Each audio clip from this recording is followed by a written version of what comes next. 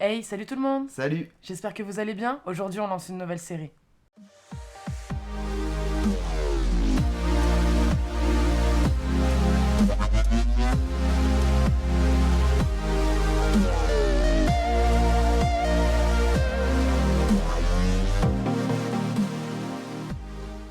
Réalité pour certains, ou mythe pour d'autres, tu connais les SCP?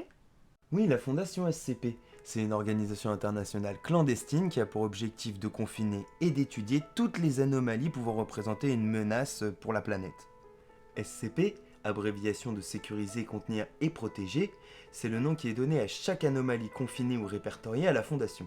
Ils sont classés numériquement et rangés par classe d'objets. Tu les connais? Bien sûr, on commence avec les classes safe, ceux qui sont facilement mis en quarantaine et étudiés. Mais attention, ils ne sont pas pour autant inoffensifs, tels que SCP-914, le mécanisme d'horlogerie. Après, nous avons la classe Euclide, qui est dangereuse, difficile à contenir et surtout à étudier, telle que SCP-096, l'homme timide. Puis vient les classes Keter, qui sont parmi les plus dangereux et sont désignés objets de nature hostile à toute forme de vie. Ils sont quasiment impossibles à maintenir en quarantaine de façon fiable, tels que SCP-1048, l'ours en peluche. Les classes Thomiel et Apollyon, sur lesquelles nous avons très peu d'informations, sont hautement confidentielles. Ces SCP sont connus uniquement par les membres les plus haut placés de la Fondation. Et enfin, on termine avec les neutralisés. Ce sont les SCP qui ont été détruits, désarmés ou simplement déclassés. Il n'y a pas que les SCP qui sont classés, le personnel aussi. La classe A, vitale aux opérations stratégiques, ne doit en aucun cas approcher les anomalies. Les membres du Conseil O5 en font toujours partie. La classe B, essentielle aux opérations locales, n'a accès qu'à des SCP ayant subi une période de quarantaine. Et la classe C, quant à elle, peut accéder à la plupart des SCP n'ayant pas été définis strictement comme hostiles ou dangereux. La classe D est le personnel renouvelable de la Fondation. Il est utilisé pour manipuler les anomalies extrêmement dangereuses. Ils sont recrutés parmi les prisonniers lourdement condamnés du monde entier. Et dans certains cas, le protocole 12 est enclenché. Il autorise la Fondation à recruter du personnel renouvelable autrement, comme des prisonniers politiques, des populations de réfugiés ou autres sources civiles. Et tout ceci est encadré par des habilitations de sécurité. Le niveau 0, pour les utilisations officielles du personnel n'ayant pas besoin d'accéder aux informations des SCP. Ensuite, le niveau 1, confidentiel. Il est donné au personnel travaillant à proximité, mais sans accès direct aux informations des SCP. Le niveau 2, restreint, qui est donné au personnel de sécurité et de recherche qui ont besoin d'un accès direct aux informations concernant les SCP.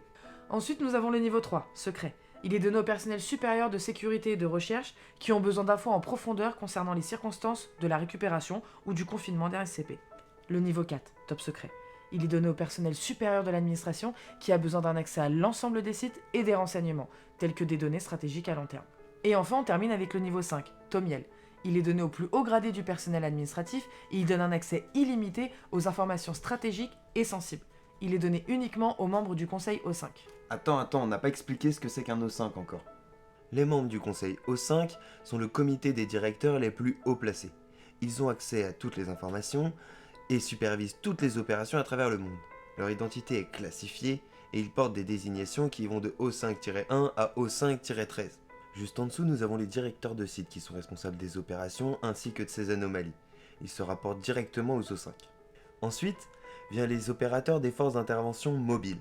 Ce sont des unités spéciales recrutées parmi le personnel vétéran de toute la Fondation, depuis le chercheur de terrain jusqu'aux unités de combat lourdement armées. On les utilise pour sécuriser les SCP hostiles.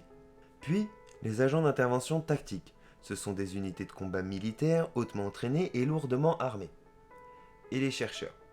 Ce sont la branche scientifique, extraite des esprits les plus intelligents et cultivés de la planète. Et enfin, le personnel de terrain qui sont les yeux et les oreilles de la Fondation. Ils enquêtent sur des signes d'activité anormale. Étant sous couverture, ils ne sont pas équipés pour s'occuper des cas confirmés. Et pour tout ce foutoir, la Fondation a besoin d'un grand nombre d'installations dans le monde entier. Cela va de petits avant-postes avec très peu de personnes à des énormes structures avec des milliers d'employés.